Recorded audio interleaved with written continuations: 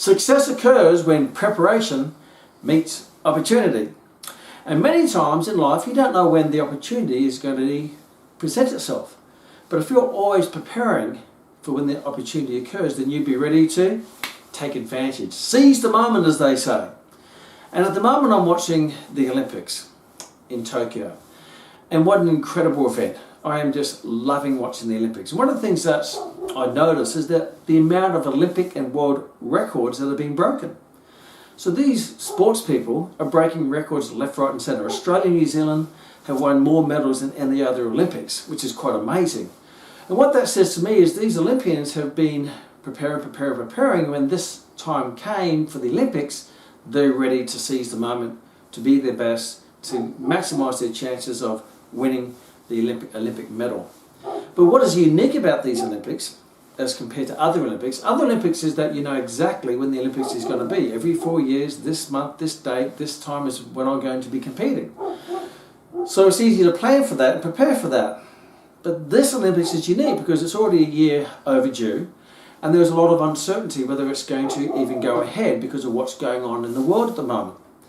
So in that phase of uncertainty and no guarantees going ahead, these athletes had to keep training and keep preparing even though they weren't guaranteed that the Olympics was going to go ahead. There was lots of pressure to cancel the Olympics, postpone the Olympics. So they didn't know whether it was going to be postponed for 1 year, 2 years, 3 years, 5 years or just cancelled altogether. However, they had to keep training and they definitely did because otherwise they wouldn't be breaking world records and Olympic records left, right and centre. So a great lesson is even though they had no guarantee that the Olympics was going to run, they had faith that all that training would come to fruition eventually and the opportunity would be presented to them when it did actually come. And many of them naturally were at their peak condition to be in a position physically and mentally to break all of these records and win the medals. And what a great lesson to take in your journey in your life.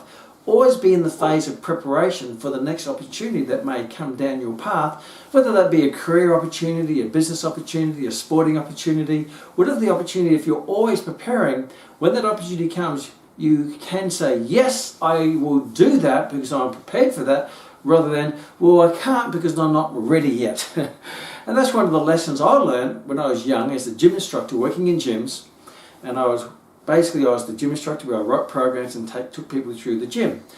But different situations occurred and opportunities came for me to further develop myself professionally. First of all, I was asked whether I wanted to do a course in group exercise. We used to call it aerobics back in those days, and I had no interest in group exercise or aerobics.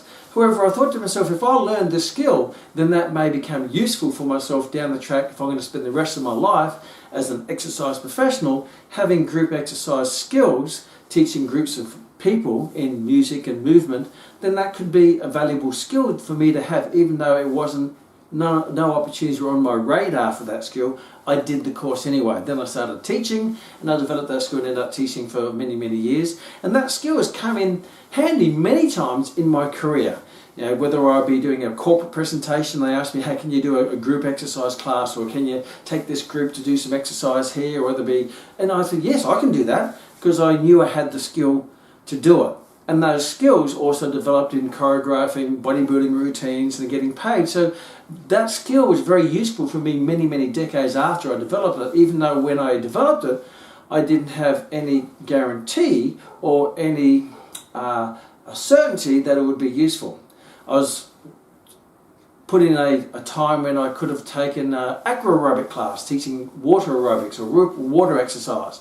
And I said yes, so I developed that skill, and now that was another notch on my belt. And what I did decide to do is that if I could learn everything, then I'd become very valuable in my career. So when I was working in the gym, I could do sales presentation, I could work the front office, I could teach group exercise, I could do gym instructing, I could do fitness testing, I could do power walks, I could do aqua aerobics.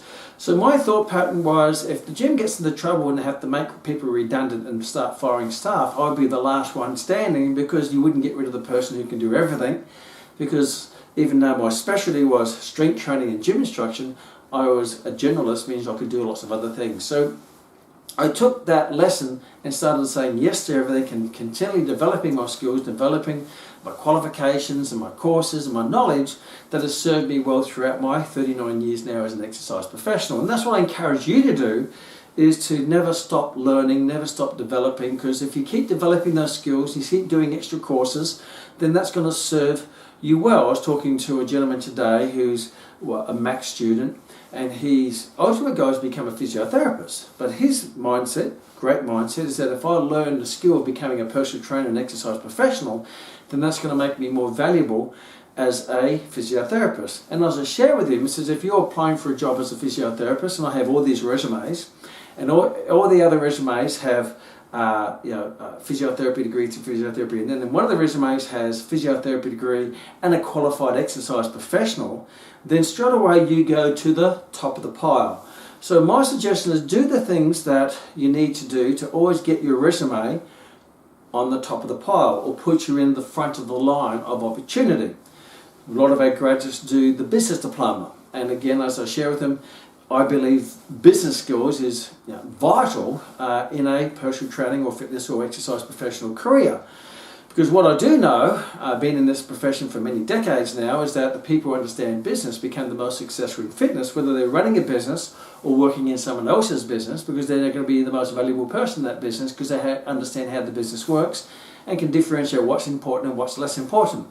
However, if you're just applying for a job, for example, and there's 20 personal trainers, and they all have the personal training qualifications, so everything's equal, but in your resume you have a business diploma, then straight away that stands out. That makes you unique. That's unique in a valuable way. You would go straight away to the top of the pile. They'll be the first person that they would look at, or who I would look at. I've employed thousands and thousands of people through my businesses over my journey. So straight away, you may not guarantee the position, but if everything else is equal, then that would put you in the front of the line of the opportunity. So if you can continually through your career, personally and professionally develop yourself, not just in knowledge, but be able to crystallize them into qualifications, certificates, which we call proof of knowledge, proof of skill, whether it be winning titles or getting certificates or achievement awards or whatever it might be, then those things are going to provide proof to give you the opportunity through all that preparation that will lead you to success. I'm as you know, a martial artist, and one of in the UFC is quite a popular mixed martial art organisation, and there's lots of UFC champions. And one of the guys I used to follow when I was younger, because he had a bit of a crazy personality, is an English guy called Michael Bisping. Now he is a really good fighter, and he's fought for many, many years, but he's never actually had won at that stage a UFC championship. He's never had the belt. And I always remember that he got a phone call, and the phone call was from the UFC, and they said, hey, there's this title fight coming up in 2 weeks' time, and the two fighters, one of them has had to pull out because they got injured. So therefore we've already promoted this fight with this guy who's a great fighter, and we need to fill that spot. Do you want to take it? And he said yes. So he only had 2 weeks to get ready for a world championship UFC fight. Now 2 weeks is not enough time to go from being unfit to fit. But to his credit, even though he didn't have any title fights in the radar, he was always training. He's always training. He's always on top of his game. He's always training as if he has a title fight coming up. And because he was completely prepared, and even at that time he wasn't prepared for a title fight or a championship, it just came up. And he said yes. So he had 2 weeks just to put all that preparation and fine tune it for that 2-week title fight. And to his fortune, he won. He knocked the guy out, and now he is a UFC champion of the world. And no one can take that title away from him. No one can take that achievement away from him. He is now a UFC world champion. How did that happen? Well, it happened when preparation met opportunity, and the opportunity presented itself when he did not even expect it. Because he was always prepared, he could say yes to it, and he was in the front of the line because a lot of other fighters in his weight division were out of shape and not on the top of the game. So when they say, hey, do you want to take this fight? They said, oh, geez, I can't even make weight because I'm probably about 10 kilos overweight. I'm not ready. I'm not in great condition. I'm not prepared. But if you're always prepared, then the opportunity, when it does present itself, you can say yes, and you'll be in front of the line because the prepared person will be in the front, ready to take advantage of the opportunity. So developing skills, and one of the wealthiest people in the world over the history of time has been a gentleman by the name of Warren Buffett.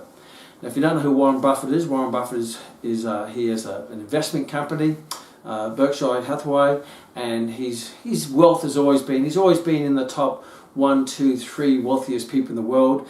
Used to be between him and Bill Gates, where who's number one, Bill Gates, and he's a little bit down the list now because other organisations have gone up. But he's worth at least 50 billion plus. He's probably worth about 80 billion now. I'm not quite sure. I don't follow his numbers, but he's always up there.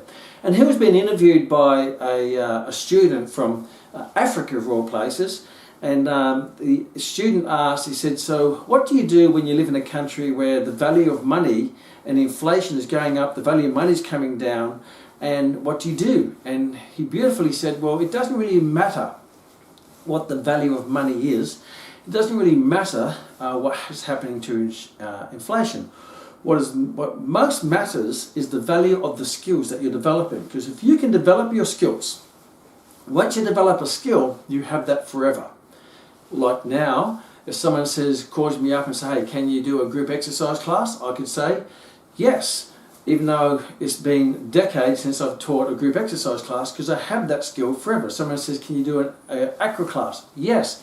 Can you do a sales presentation? Yes. And there's lots of things I can say yes to because I've developed those skills. So Warren Buffett confirmed that by saying, develop your skills, because ultimately when everything else is worth nothing, a skill is always worth something. And if you have a skill and it's add value in the marketplace, then someone's always going to pay for it, whether it be a skill of being a carpenter, a skill of being an electrician, a skill of being an exercise professional or personal trainer. A skill of any skill is going to be valuable because it will serve the marketplace. So if you keep upskilling yourself, then you got more opportunities to say yes to. Even though that may not be your lane or your specialization, but you can always say yes to things that are parallel to it or connected to it or associated with it, and that may open another door, that opens up 2 doors, opens up 4 doors, opens up 8 doors.